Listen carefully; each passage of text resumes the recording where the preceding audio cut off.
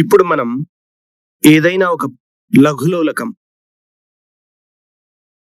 ఇప్పుడు మనం ఏదైనా ఒక ప్రదేశంలో గురుత్వ త్వరణం విలువను ఎలా కనుగొనాలో ప్రయోగపూర్వకంగా తెలుసుకుందాం. ఒక బంతిని ఇలా పైకి విసిరామనుకోండి, అది కొంత ఎత్తును చేరుకొని అక్కడి నుంచి తిరిగి కిందికి ప్రయాణిస్తూ భూమిని తాకుతుంది కదా. ఒక బంతి వేగం పైకి పోతున్నప్పుడు, అది కింద పడుతున్నప్పుడు ఎలా మారుతుందో మీరెప్పుడైనా జాగ్రత్తగా గమనించారా? చూడండి, ఒక బంతిని కొంత తొలి వేగంతో పైకి విసిరినప్పుడు దాని వేగం క్రమక్రమంగా తగ్గుతూ ఒకానొక ఎత్తు వద్ద 0 అవుతుంది. బంతి వేగం 0 అయినప్పుడు అది ఇంకెంత మాత్రం పైకి పోలేదు కదా. ఇక ఆ బంతి ఆ గరిష్ట ఎత్తు నుంచి కిందకు పడడం ప్రారంభిస్తుంది. బంతి కిందకు పడుతున్నప్పుడు ఆ బంతి వేగం దాని మార్గంలో ప్రతి బిందువు వద్ద ఒకే రకంగా ఉంటుందా, లేక మారుతూ ఉంటుందా? నిజానికి మీరు జాగ్రత్తగా గమనిస్తే మీకో విషయం స్పష్టమవుతుంది. బంతి కింద పడుతున్నప్పుడు దాని వేగం క్రమక్రమంగా అధికమవుతూ భూమిని తాకే సమయంలో గరిష్టమవుతుంది. వస్తువు వేగంలో వచ్చే మార్పు రేటునే త్వరణం అని అంటారు. త్వరణం ఈజ్ ఈక్వల్ టు వేగంలో మార్పు బై కాలము is equal to delta V by delta T. గురుత్వాకర్షణ ప్రభావం వల్ల స్వేచ్ఛగా పడుతున్న వస్తువు వేగంలోని మార్పు రేటునే గురుత్వ త్వరణం అంటారు. దీన్ని జి అనే అక్షరంతో సూచిస్తారు. భూమిపై గురుత్వ త్వరణం విలువ ఎంతో తెలుసా? భూమిపై గురుత్వ త్వరణం విలువను 9.8 మీటర్ పర్ సెకండ్ స్క్వేర్ గా తీసుకుంటాం. అయితే భూగోళంపై ఉన్న అన్ని ప్రదేశాల వద్ద జీ విలువ ఖచ్చితంగా 9.8 మీటర్ పర్ సెకండ్ స్క్వేర్ గా ఉండదు. నిజానికి జీ విలువ ప్రదేశము, ఎత్తు, లోతు వంటి అంశాలను అనుసరించి మారుతుంటుంది. ఈ పటాన్ని గమనించండి. ఒక బంతిని కొంత వేగంతో పైకి విసిరాం. దాని తొలి వేగము 29.4 మీటర్స్ పర్ సెకండ్ అనుకుందాం. అది చేరే గరిష్ట ఎత్తు ఎంత ఉందో చూద్దాం. 44.1 మీటర్ల గరిష్ట ఎత్తు ఆ బంతి చేరుకుంది. ఈ గరిష్ట ఎత్తు వద్ద వేగం 0 అవుతుంది కదా. కాబట్టి అది ఇంకెంత మాత్రం పైకి పోలేదు కదా. కాబట్టి అది అక్కడి నుంచి కింద పడడం ప్రారంభిస్తుంది. కింద పడుతున్న కొద్దీ వేగం క్రమక్రమంగా పెరుగుతుంది కదా. చూడండి, మొదటి సెకండ్లో 4.9 మీటర్ల దూరం పడింది. తర్వాత సెకండ్లో 14.7 మీటర్ల దూరం పడింది. ఆ తర్వాత సెకండ్లో 24.5 మీటర్ల దూరం పడిపోయింది. ఇప్పుడు ఈ వేగాల సంగతి చూద్దాం. 1వ సెకండ్ వద్ద వేగము is equal to 9.8 metre per second. 2వ సెకండ్ వద్ద వేగం is equal to 19.6 metre per second. 3వ సెకండ్ వద్ద వేగము is equal to 29.4 metre per second. దీనిని బట్టి మనకు తెలిసేదేమంటే ప్రతి సెకండ్లో వేగంలో మార్పు 9.8 మీటర్ పర్ సెకండ్. అంటే వేగంలో మార్పు రేటు సమానంగా ఉందన్నమాట. ఇంకో రకంగా చెప్పాలంటే వస్తువు సమత్వరణంతో కింద పడుతుందన్నమాట. ఇప్పుడు మనం చేసే ప్రయోగ ఉద్దేశం ఏంటో ఊహించగలరా? ప్రయోగ ఉద్దేశం, మీరున్న ప్రదేశంలో గురుత్వ త్వరణం విలువను లఘులోలకాన్ని ఉపయోగించి కనుక్కోవడం. లఘులోలకాన్ని మీరు ఎప్పుడైనా చూసారా? ఇదిగో ఈ గోడ గడియారాన్ని గమనించండి. దీనిలో లోలకం ఎక్కడుందో చెప్పగలరా? ఇది గడియారంలోని లోలకం. ప్రయోగశాలలో మనం ఉపయోగించే లఘులోలకాన్ని చూడండి.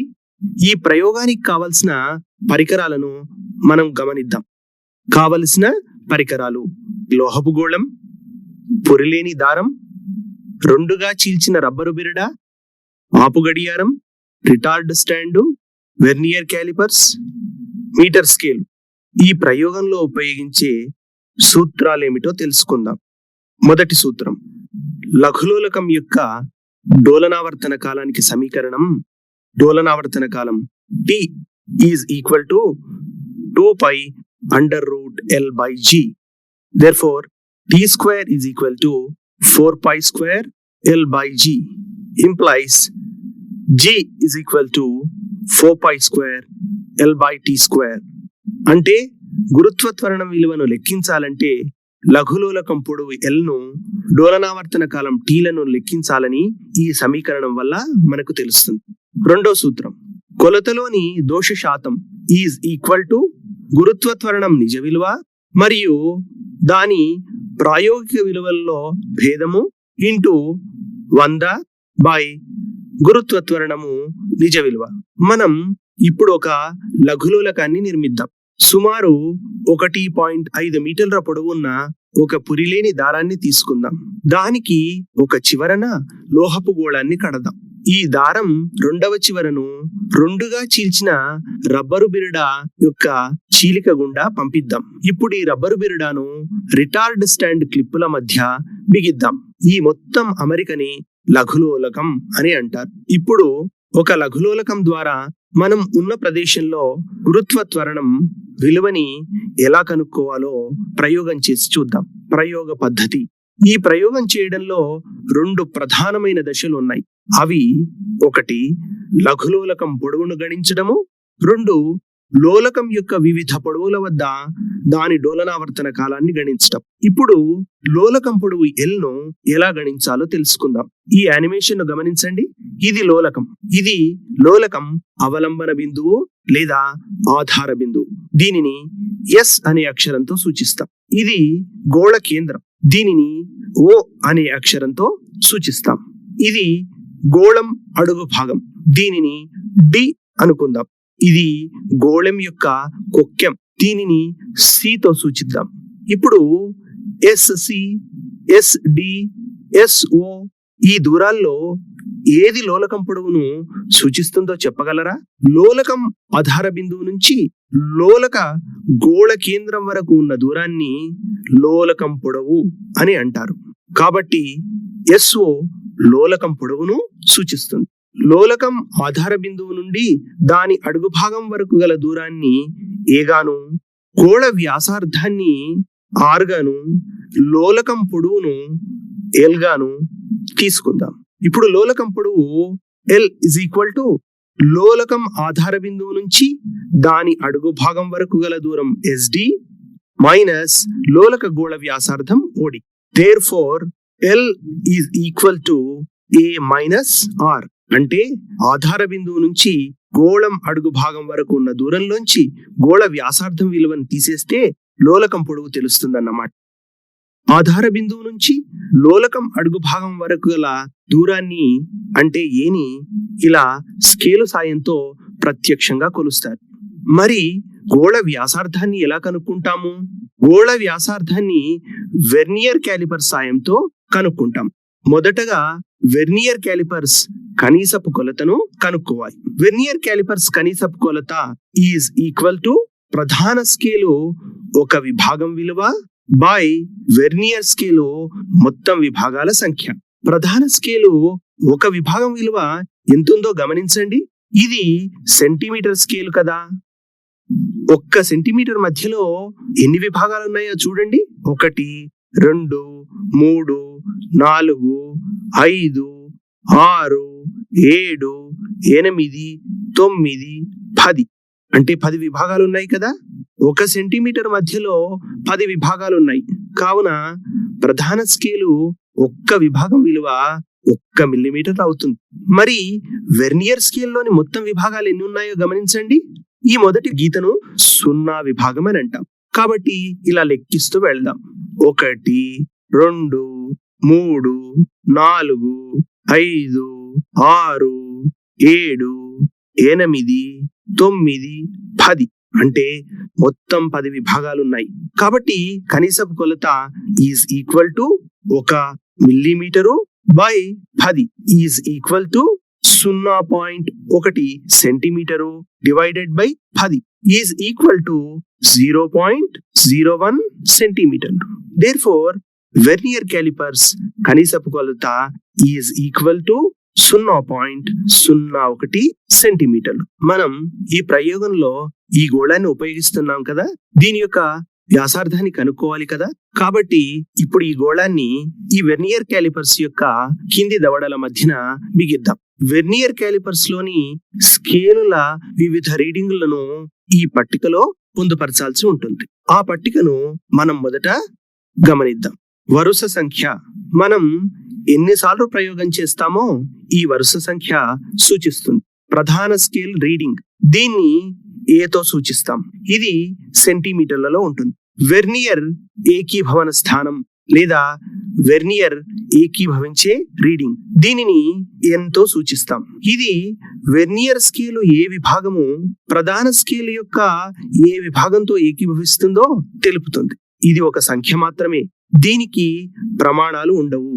అదనపు విభాగం విలువ, దీనిని బి అనే అక్షరంతో సూచిస్తారు. వెర్నియర్ ఏకీభవన స్థానం రీడింగ్ ను కనీసపు కొలతతో గుణిస్తే అదనపు విభాగం విలువ వస్తుంది. ఇది కూడా సెంటీమీటర్లలో ఉంటుంది. మొత్తం రీడింగ్, ప్రధాన స్కేల్ రీడింగ్ ఏని అదనపు విభాగం విలువ బిని కలిపితే మొత్తం రీడింగ్ వస్తుంది. ఈ ఏ ప్లస్ బి అనేది గోళ వ్యాసాన్ని సూచిస్తుంది. ఇది కూడా సెంటీమీటర్లలోనే ఉంటుంది. ఇప్పుడు ఈ గోళాన్ని వెర్నియర్ క్యాలిపర్స్ కింది దవడల మధ్యన బిగించాం కదా. ఇప్పుడు ప్రధాన స్కేల్ రీడింగ్ ఎంత ఉందో చూడండి. వెర్నియర్ స్కేల్ 0 విభాగం ప్రధాన స్కేలులోని 1.9 సెంటీమీటర్లకు 2 సెంటీమీటర్లకు మధ్యన ఉంది కదా. ఇలా ఉన్నప్పుడు ప్రధాన స్కేల్ రీడింగ్ 1.9 సెంటీమీటర్లు అవుతుంది. ఈ విలువను పట్టికలో వేసుకుందాం. ఇప్పుడు ప్రధాన స్కేలుతో ఏకీభవించే వెర్నియర్ స్కేల్ విభాగం ఎన్ విలువ ఎంత ఉందో జాగ్రత్తగా గమనించండి. 0, 1, 2, 3, 4, 5, 6, 7, 8 అంటే ఏకీభవన స్థానం n = 8 అన్నమాట.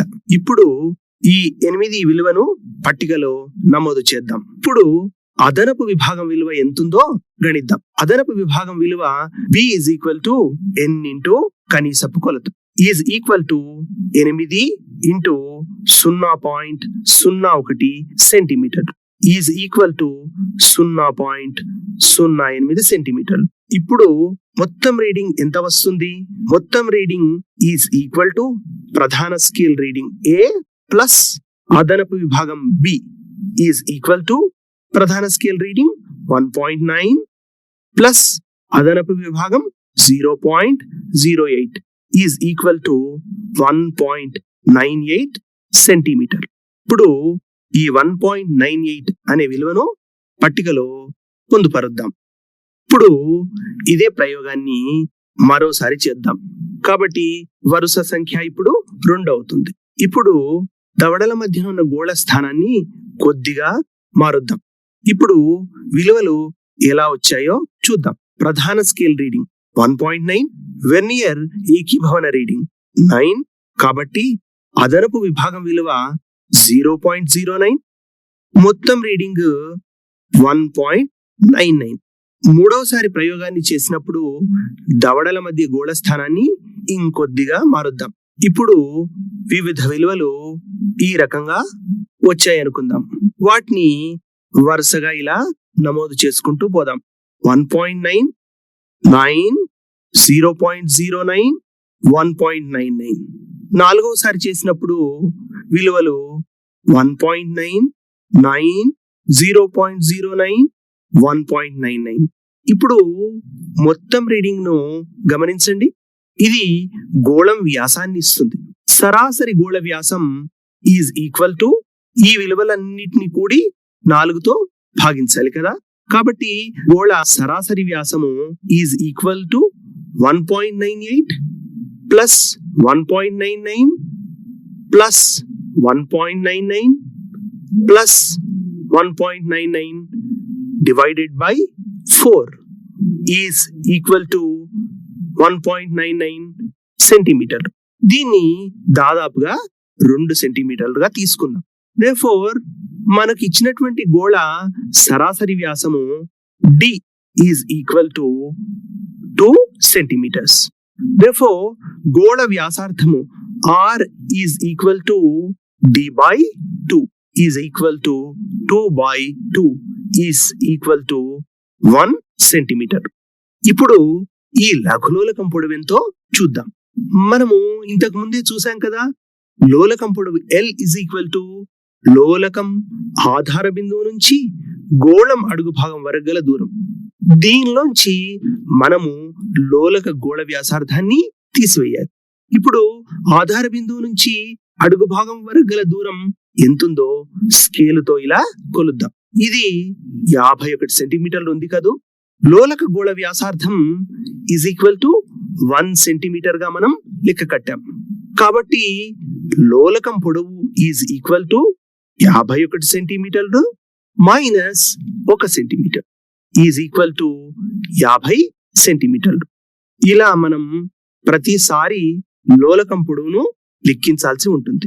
ప్రతిసారి పొడవును లెక్కించడానికి బదులుగా మనం ఒకేసారి దారంపై పెన్నుతో 51 సెంటీమీటర్లని, 61 సెంటీమీటర్లు, 71 సెంటీమీటర్లు, 81 సెంటీమీటర్లు, 91 సెంటీమీటర్ల వద్ద పెన్నుతో బిందువులను గుర్తించుకుని తదనుగుణంగా లోలకం పొడవును సరిచేసుకుంటే సులభంగా ఉంటుంది. ఇప్పుడు లఘులోలకం డోలనావర్తన కాలాన్ని ఎలా కనుక్కోవాలో చూద్దాం. ఇది ఒక లఘులోలకం. ఇది లఘులోలకం యొక్క విరామ స్థానము లేదా సమతా స్థితి స్థానం. ఈ విరామ స్థానం నుండి లఘులోలకాన్ని ఒక వైపుకు కొద్దిగా లాగి వదిలేద్దాం. ఇప్పుడు ఇది ఈ కొన నుంచి విరామ స్థానం ద్వారా మరో కొన వైపుకు పోతుంది కదా. ఇలా ఒక కొన నుంచి మరో కొనకు లోలకం డోలనాలు చేస్తుంది. ఇప్పుడు ఈ కొనలను ఏమంటారు? ఈ కొనలను అంత్యస్థానాలు అని అంటాము. లోలకం ఒక డోలనం చేయటానికి పట్టే కాలాన్ని డోలనావర్తన కాలము అని అంటారు. ఒక డోలనం అంటే ఏమిటో చూద్దాం. డోలనాల్ని లెక్కించడానికి ప్రధానంగా 2 పద్ధతులను అనుసరిస్తాం. మొదటి పద్ధతి చూద్దాం. విరామ స్థితిలో ఉన్న ఈ లోలకాన్ని ఒక పక్కకు లాగి వదిలేద్దాం. ఇప్పుడు ఇది డోలనాలు చేయడం ఆరంభించింది కదా. డోలనాలు ఏకరీతిగా సాకేందుకు వీలుగా మొదటి 3 లేదా 4 డోలనాల్ని వదిలేద్దాం. ఇప్పుడు ఈ అంత్యస్థానం దగ్గర లోలక గోళం ఉన్నప్పుడు స్టాప్ క్లాక్ ను ఆన్ చేద్దాం. గోళం విరామ స్థానాన్ని దాటి మరో అంత్యస్థానం వద్దకు వెళ్ళి మళ్ళీ విరామ స్థానాన్ని దాటి తిరిగి అదే అంత్యస్థానం దగ్గరకు వచ్చినప్పుడు స్టాప్ క్లాక్ ను ఆఫ్ చేద్దాం. ఒక డోలనానికి ఎన్ని సెకండ్లు పట్టింది? స్టాప్ క్లాక్ లో చూడండి, 2 సెకండ్లు పట్టింది కదా. కాబట్టి డోలనావర్తన కాలము 2 సెకండ్లు. డోలనావర్తన కాలాన్ని లెక్కించడానికి విరామ స్థానాన్ని కూడా రిఫరెన్స్ గా తీసుకోవచ్చు. అది ఎలాగో చూద్దాం. దీన్ని 2వ పద్ధతిగా చెప్పుకుంటాం. ఈ 2వ పద్ధతిలో కూడా డోలనావర్తన కాలాన్ని లెక్కించవచ్చు. ఇది లోలకం. ఇప్పుడు ఇది విరామ స్థితిలో ఉంది. ఈ విరామ స్థానంతో ఏకీభవించేటట్లు సరిగ్గా దానికి ఎదురుగా ఈ లోలకాన్ని ఉంచినటువంటి టేబుల్ పై నిలువుగా ఒక గీతను చాక్ పీస్ తో గాని స్కెచ్ పెన్ తో గాని గీద్దాం. ఇప్పుడు లఘులోలకాన్ని ఒక పక్కకు లాగి వదిలేద్దాం.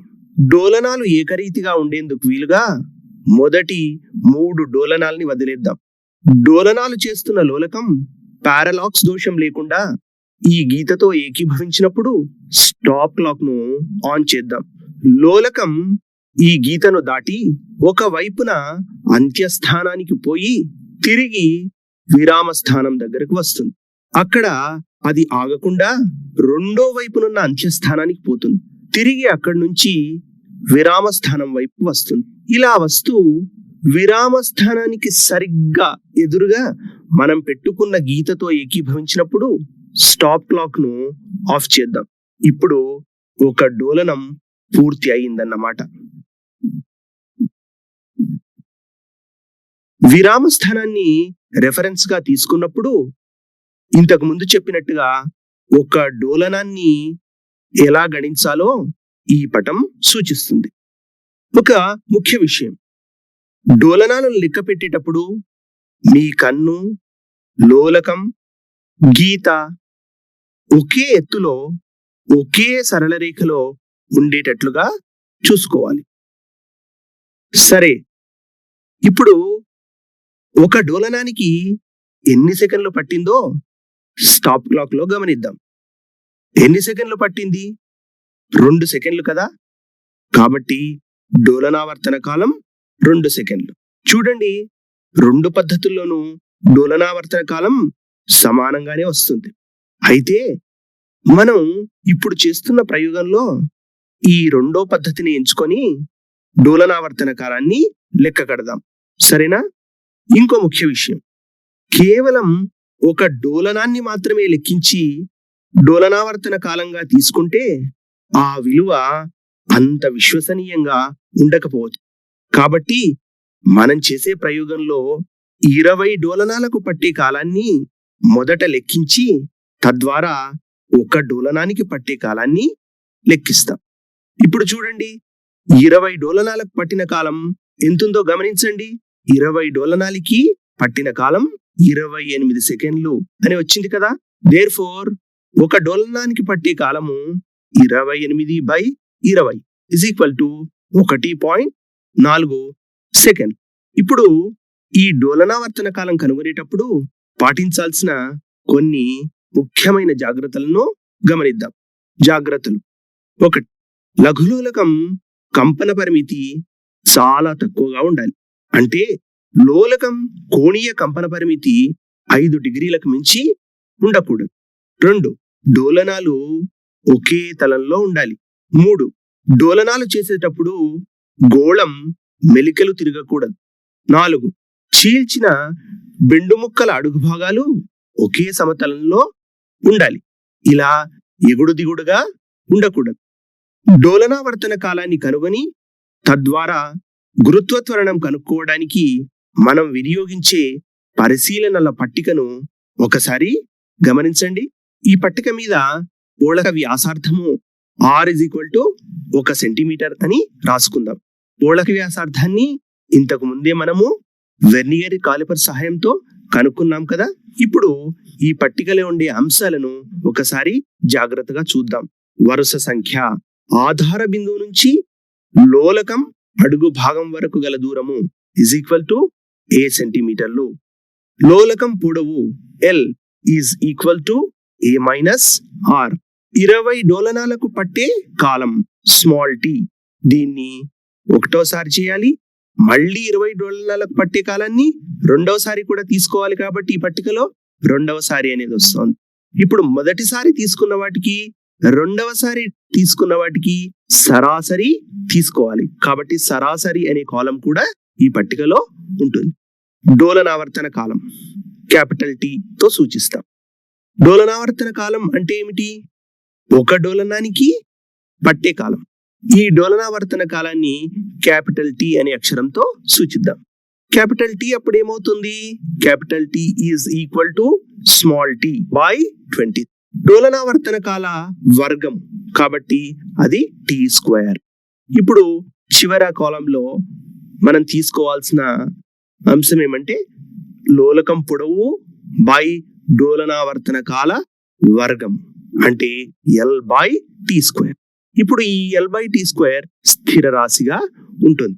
అది మనం ప్రయోగం చేసిన తర్వాత స్థిర రాశిగా ఉందో లేదో మనం గమనిద్దాం. ఇప్పుడు లోలకం యొక్క వివిధ పొడవుల వద్ద డోలనావర్తన కాలం ఎలా ఉంటుందో చూసే ప్రయోగం చేద్దాం. ఇప్పుడు ఈ లోలకం యొక్క ఆధార బిందువు నుంచి లోలకం అడుగు భాగం వరకు గల దూరం 51 సెంటీమీటర్లుగా తీసుకున్నాం. ఈ 51 సెంటీమీటర్లలోంచి లోలక వ్యాసార్థం విలువ 1 సెంటీమీటర్ తీసేస్తే లోలకం పొడవు తెలుస్తుంది కదా. దేర్ఫోర్ లోలకం పొడవు 51 - 1 50 సెంటీమీటర్లు. ఇప్పుడు లోలకాన్ని ఒక పక్కకు లాగి వదిలేద్దాం. డోలనాలు ఏకరీతిగా ఉండేందుకు వీలుగా మొదటి 3 డోలనాలను పరిగణించకుండా వదిలేద్దాం. రిటార్డ్ స్టాండ్ ను ఉంచిన బల్లపై మనం గీసిన గీతను రెఫరెన్స్ గా తీసుకొని ఇంతకు ముందు వివరించినట్లు డోలనాలను 1, 2, 3 అనుకుంటూ లెక్కిస్తాం. ఇంతకు ముందు వివరించినట్లుగా 20 డోలనాలకు పట్టే కాలాన్ని స్టాప్ క్లాక్ సాయంతో కనుక్కుంటాం. 20 డోలనాలకి ఎంత సమయం పట్టింది? 29 సెకండ్లు కదా. ఇప్పుడు దీనిని పట్టికలో వేద్దాం. అదే పొడవుకు 20 డోలనాలకు పట్టే కాలాన్ని మరోసారి లెక్కిద్దాం. ఇప్పుడు 28 సెకండ్లు వచ్చింది కదూ. ఇప్పుడు వీటి సరాసరిని లెక్కగడతాం. అంటే 29 plus 28/2 is equal to 57/2 is equal to 28.5 second. ఇప్పుడు ఈ విలువలన్నిటినీ పట్టికలో వేద్దాం. ఇంకా ఈ మిగతా విలువలన్నీ ఆటోమేటిక్ గా గణనతో తెలుస్తాయి. డోలనావర్తన కాలం is equal to capital T is equal to small t by 20 is equal to 28.5 seconds by 20 is equal to 1.42 seconds. డోలనావర్తన కాల వర్గం is equal to t square is equal to 1.42 into 1.42 is equal to 2.01 second square. లోలకం పొడవు by డోలనావర్తన కాల వర్గం is equal to L by t square is equal to 50/2.01 is equal to 24.87. ఇప్పుడు లోలక గోళం పొడవును 60 సెంటీమీటర్లుగా మార్చుకుందాం. డోలనావర్తన కాలం ఎంత ఉంటుందో లెక్కగడదాం. మనం తీసుకున్న గోళ వ్యాసార్థం 1 సెంటీమీటర్ కనుక ఆధార బిందువు నుంచి గోళం అడుగు భాగం వరకు గల దూరాన్ని 61 సెంటీమీటర్లుగా తీసుకుంటే లోలకం పొడవు 60 సెంటీమీటర్లు అని వస్తుంది. ఇప్పుడు ఈ లోలకం పొడవు 60 సెంటీమీటర్లు ఉన్నప్పుడు మనం డోలనావర్తన కాలాన్ని లెక్కించాలి కదా. ఇంతకు ముందు విధంగానే లోలకాన్ని ఒక పక్కకు లాగి వదిలేద్దాం. 3 డోలనాలను పరిగణనలోకి తీసుకోకుండా వదిలేద్దాం. ఇప్పుడు విరామ స్థానాన్ని రెఫరెన్స్ గా తీసుకొని 20 డోలనాలకు పట్టే కాలాన్ని లెక్కిద్దాం. 20 డోలనాలకు పట్టే కాలం స్టాప్ క్లాక్ లో ఎంత వచ్చిందో గమనించండి. 32 సెకండ్లు కదా. ఈ విలువను పట్టికలో వేద్దాం. రెండవసారి ఇలాగే చేసి చూద్దాం. ఇప్పుడు 20 డోలనాలకు పట్టిన కాలం ఎంత వచ్చిందో మళ్ళీ ఓసారి స్టాప్ క్లాక్ లో గమనించండి. ఇప్పుడేమో 31 సెకండ్లు వచ్చింది కదా. దీన్ని కూడా పట్టికలో నమోదు చేద్దాం. ఇప్పుడు ఈ రెండింటి సరాసరి ఎంత ఉందో చూద్దాం. 32 ప్లస్ 31/2 ఈజ్ ఈక్వల్ టు 31.5. డోలనావర్తన కాలం ఎంత వస్తుంది? 1.57. డోలనావర్తన కాల వర్గం t స్క్వేర్ ఎంత వస్తుంది మనకి? 2.46. L బై t స్క్వేర్ విలువ ఎంత వచ్చింది? 24.39 అని తెలుస్తుంది.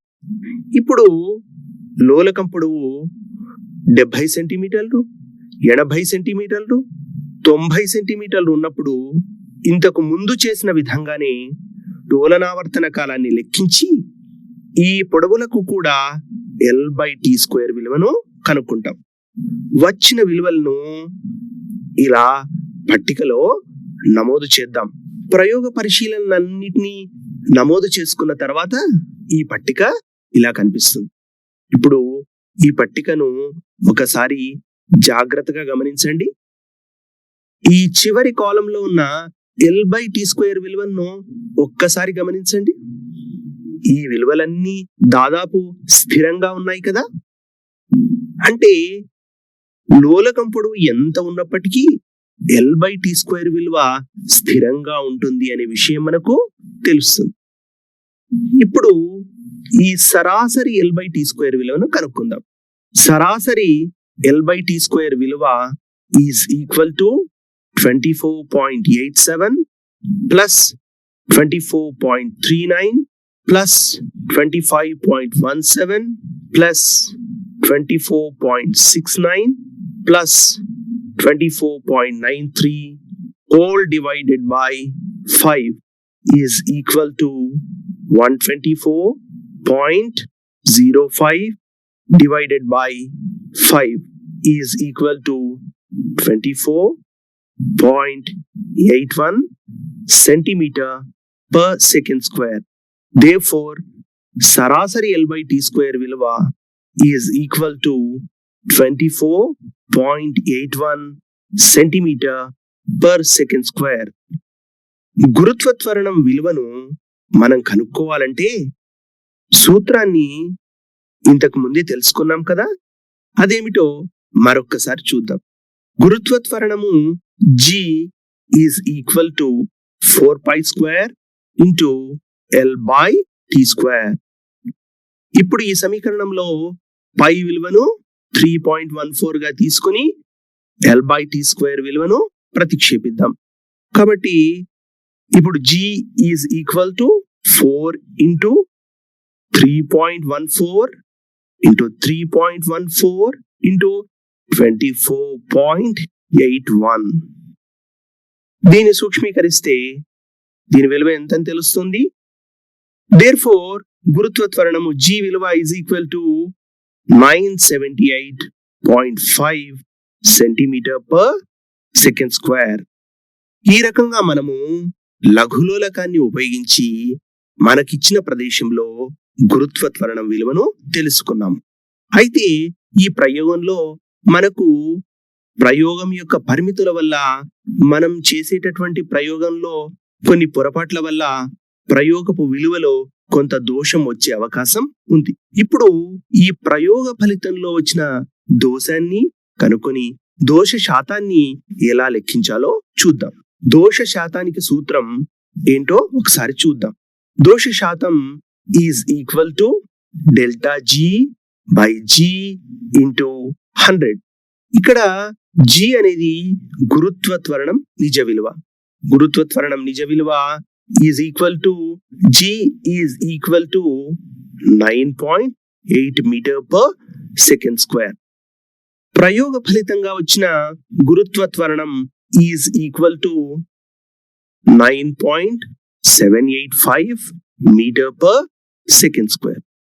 ΔG అంటే ఏమిటి? గురుత్వ త్వరణం నిజ విలువకి ప్రయోగ ఫలితంగా వచ్చిన గురుత్వ త్వరణం విలువకి మధ్య భేదాన్ని మనము ΔG అని అనుకుంటాం.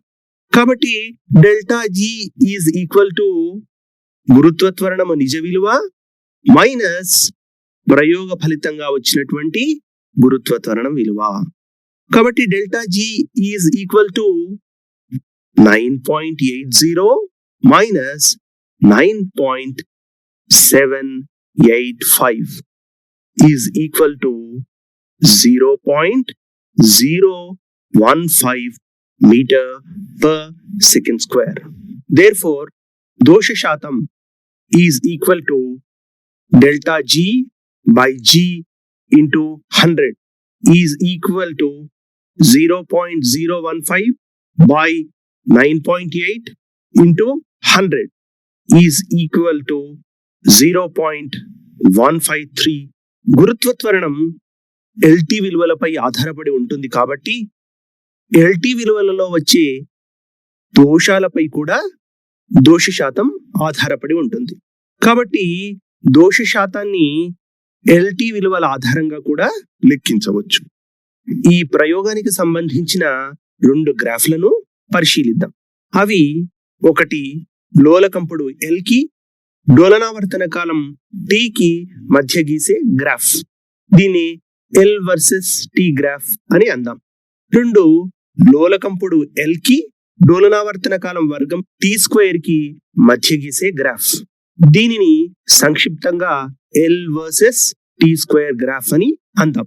మొదట LT గ్రాఫ్ ను గీద్దాం. లోలకంపుడు L కు డోలనావర్తన కాలం T కి మధ్య గల పట్టికను గమనిద్దాం. ఇప్పుడు ఈ పట్టికను గమనించండి. లోలకంపుడు డోలనావర్తన కాలానికి విలువలు ఈ పట్టికలో ఉన్నాయి. ఇప్పుడు L విలువలను x అక్షం పైన, T విలువలను y అక్షం పైన తీసుకుందాం. గ్రాఫ్ గీయడం కోసం మనము అనువైన స్కేల్ ను ఎంచుకోవాలి. x అక్షంపై scale 1 centimetre is equal to 10 centimetre అనుకుందాం. అప్పుడు x అక్షంపై బిందువుల్ని ఇలా గుర్తిస్తాం: 10, 20, 30, 40, 50, 60, 70, 80, 90. y అక్షంపై scale 1 centimetre is equal to 0.5 సెకండ్లు అనుకుందాం. ఇప్పుడు y అక్షంపై బిందువుల్ని ఇలా గుర్తిద్దాం. 0.5, 1, 1.5, 2, 2.5, 3. మనకు ప్రయోగంలో వచ్చిన LT విలువల ఆధారంగా వచ్చే బిందువులు ఏంటో చూద్దాం. ఇప్పుడు ఈ బిందువుల్ని మనము గ్రాఫ్ పై గుర్తించాల్సి ఉంటుంది. ఇప్పుడు మొదటి బిందువుని ఎలా గుర్తించాలో చూద్దాం. 50, 1.42 కదా. ఈ బిందువును గ్రాఫ్ పై గుర్తించడానికి x అక్షంపై 50 దగ్గర మనం చూడాలి. అదే విధంగా y అక్షం వైపు 1.42 దగ్గర మనం గుర్తించుకోవాలి. ఇప్పుడు 50, 1.42 అనే బిందువు ఇక్కడ వచ్చింది. అలాగే 60, 1.57, 70, 1.67, 80, 1.80, 90, 1.9 బిందువుల్ని కూడా గుర్తిద్దాం. ఇప్పుడు ఈ బిందువుల్ని కలుపుదాం. బిందువుల్ని కలపగా వచ్చిన ఈ వక్రాన్ని ఏమని పిలుస్తారో తెలుసా? ఈ వక్రాన్ని పరావలయము అని అంటారు. అంటే L కి T కి మధ్య గ్రాఫ్ గీస్తే కేంద్రం ద్వారా పోయేటటువంటి పరావలయం వస్తుంది. ఇప్పుడు L కి T² కి మధ్యన గ్రాఫ్ను గీద్దాం. ఇందుకోసం L విలువలు T² విలువలకు మధ్యన ఉన్న పట్టికను గమనిద్దాం. ఈ పట్టికను గమనించండి. ఒక కాలంలో లోలకం పొడవులున్నాయి, రెండవ కాలంలో డోలనావర్తన కాలం వర్గం యొక్క విలువలు ఉన్నాయి. ఇప్పుడు L విలువలనేమో x అక్షం పైన, T² విలువలను y అక్షం పైన తీసుకుందాం. XY అక్షాలపై అనువైన స్కేల్ను ఎంచుకోవాలి. x అక్షంపై స్కేలును ఇలా తీసుకుందాం. 1 centimetre is equal to 10 centimetre అనుకుందాం. ఇప్పుడు x అక్షంపై బిందువుల్ని ఇలా గుర్తిద్దాం. 10, 20, 30, 40, 50, 60, 70, 80, 90, 100. y అక్షంపై scale 1 centimetre is equal to 0.5 second square అని తీసుకుందాం. ఇప్పుడు y అక్షంపై బిందువుల్ని స్కేల్ ప్రకారం గుర్తించుకుందాం. 0.5 second square, 1 second square, 1.5 second square, 2 second square, 2.5 second square, 3 second square, 3.5 second square, 4 second square. ఇప్పుడు గ్రాఫ్ పై గుర్తించాల్సిన బిందువులు ఏంటో చూద్దాం. 50, 2.01, 60, 2.46, 70, 2.78, 80, 3.24, 90, 3.61. మొదట 50, 2.01 బిందువును ఇలా గ్రాఫ్ పై గుర్తిద్దాం. x అక్షం వెంబడి 50 వరకు వెళ్ళి y అక్షం వెంబడి 2.01 బిందువు దగ్గర ఆగాలి. ఇప్పుడు ఈ బిందువును ఇలా గుర్తించాలి. అలాగే మిగతా బిందువులను కూడా గుర్తిద్దాం. ఆ బిందువులు 60, 2.46, 70, 2.78, 80, 3.24, 90, 3.61. ఇప్పుడు ఈ బిందువులన్నింటినీ కలుపుతూ పోదాం. బిందువుల్ని కలిపితే మనకు గ్రాఫ్ ఎలా వచ్చింది చూడండి. ఈ గ్రాఫ్ మూల బిందువు గుండా పోయే సరళ రేఖగా వచ్చింది కదా. ఇప్పుడు ఈ గ్రాఫ్ నుంచి సెకండ్ల లోలకం పొడవును కనుక్కుందాం. సెకండ్ల లోలకం అంటే ఏమిటి? 2 సెకండ్ల డోలనావర్తనం కాలం కలిగిన లోలకాన్ని సెకండ్ల లోలకం అంటారు. సెకండ్ల లోలకం డోలనావర్తన కాలం t is equal to 2 seconds. Therefore t² is equal to 4 second square. ఇప్పుడు ఈ t² is equal to 4 వద్ద x అక్షంపై L విలువ ఎంత ఉంటుందో తెలుసుకోవటానికి గ్రాఫ్ పై t² is equal to 4 నుంచి x అక్షానికి సమాంతరంగా ఒక రేఖని ఇలా గీద్దాం. ఈ రేఖ LT² గ్రాఫ్ ను P బిందువు వద్ద ఖండించింది అని అనుకుందాం. ఈ ఖండన బిందువు P నుంచి y అక్షానికి సమాంతరంగా ఎక్స్ అక్షం పైకి ఒక లంబాన్ని గీద్దాం. ఈ లంబరేఖ ఎక్స్ అక్షాన్ని ఏ బిందువు వద్ద ఖండించిందో గమనించండి. ఇది ఎక్స్ అక్షాన్ని ఏ అనే బిందువు వద్ద ఖండించింది అని అనుకుందాం. ఇప్పుడు ఓఏ విలువ ఎంతో చూద్దాం. ఓఏ పొడవు ఎంత ఉంది? 100 సెంటీమీటర్లు ఉంది కదూ. ఈ పొడవే సెకండ్ల లోలకం పొడవునిస్తుంది. కాబట్టి సెకండ్ల లోలకం పొడవు ఈజ్ ఈక్వల్ టు 100 సెంటీమీటర్లు. ఇప్పుడు ఎల్టీ స్క్వేర్ గ్రాఫ్ నుంచి గురుత్వ త్వరణం విలువను ఎలా కనుక్కోవాలో చూద్దాం. ఈ సమీకరణాన్ని గమనించండి. T is equal to 2π√L/g. Therefore, T square is equal to 4π²/g into L. ఈ సమీకరణాన్ని 1 అనుకుందాం. గ్రాఫ్ లో y అక్షం వెంబడి టీ స్క్వేర్ ను తీసుకున్నాం, x అక్షం వెంబడి L ను తీసుకున్నాం. కాబట్టి మూల బిందువు గుండా పోయే సరళ రేఖ యొక్క సాధారణ సమీకరణము y is equal to mx రూపంలో ఉంటుంది కదా. ఈ సమీకరణాన్ని 2 అనుకుందాం. T square is equal to 4π²/g multiplied by L. ఈ సమీకరణాన్ని 1 అనుకుందాం. సమీకరణం 1ని సమీకరణం 2తో పూరుద్దాం. అప్పుడు m is equal to 4π²/g అని తెలుస్తుంది. సమీకరణంలో m అంటే ఏంటి? m అనేది వాలు కదా. వాలు is equal to m is equal to 4π²/g. Therefore, g is equal to 4π²/m. దీన్ని సమీకరణం 3 అని అనుకుందాం. ఇప్పుడు ఎల్టీ స్క్వేర్ గ్రాఫ్ ద్వారా వాలును కనుక్కుందాం. గ్రాఫ్ పై ఏదైనా 2 బిందువులను తీసుకోవాలి. ఈ గ్రాఫ్ పై ఉన్న 2 బిందువులు, ఒక బిందువును r అనుకుందాము, ఇంకొక బిందువును s అని అనుకుందాం. ఇప్పుడు r నిరూపకాలను గమనించండి. 50,2.00. ఇప్పుడు s నిరూపకాలను గమనించండి. 95,3.80. Therefore, వాలు is equal to m is equal to y నిరూపకాల భేదము by x నిరూపకాల భేదం is equal to 3.80 minus 2.00 whole divided by 95 minus 50 is equal to 1.8 by 45 is equal to 0.04. Therefore, valu is equal to m is equal to 0.04. Graph ద్వారా వచ్చిన ఈ వాలు విలువను సమీకరణం 3లో ప్రతిక్షేపిద్దాం. g is equal to 4π²/0.04 is equal to 100π² is equal to 100 into 3.14 into 3.14 is equal to 985.96 centimetres per second square.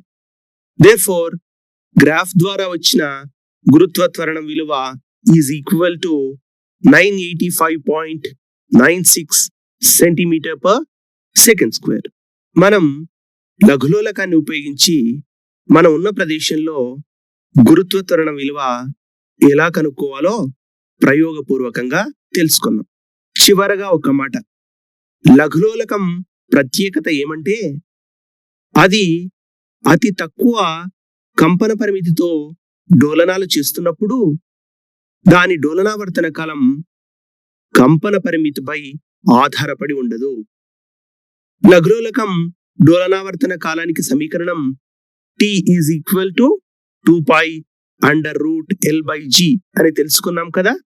LGలను కనుక్కుంటే డోలనావర్తన కాలం T విలువను తెలుసుకోవచ్చు. కాబట్టి లఘులోలకం అనే అతి సరళమైన ఏర్పాటును ఉపయోగించి కాలం అనే భౌతిక రాశిని ఖచ్చితంగా కొలవడం సాధ్యపడింది. కొన్ని మాదిరి ప్రశ్నలను మనం ఇప్పుడు చూద్దాం. సెకండ్ల లోలకం పొడవు భూమధ్య రేఖ వద్ద ఎక్కువ లేక ధ్రువాల వద్ద ఎక్కువ. ఆదర్శ లఘులోలకం అంటే ఏమి? లఘులోలకం గరిష్ట స్థానభ్రంశ బిందువు వద్ద ఏ శక్తిని కలిగి ఉంటుంది? లఘులోలకం గరిష్ట స్థానభ్రంశ బిందువు వద్ద దాని గోళ వేగం ఎంత? లఘులోలకం కొంతకాలం తర్వాత ఆగిపోవడానికి కారణం ఏమిటి? డోలనాలు చేస్తున్న లఘులోలకాన్ని స్వేచ్ఛగా జారవిడిస్తే అది డోలనాలు చేస్తుందా? లఘులోలకాన్ని గురుత్వాకర్షణ లేని ప్రదేశంలోకి తీసుకుపోతే అది డోలనాలు చేస్తుందా?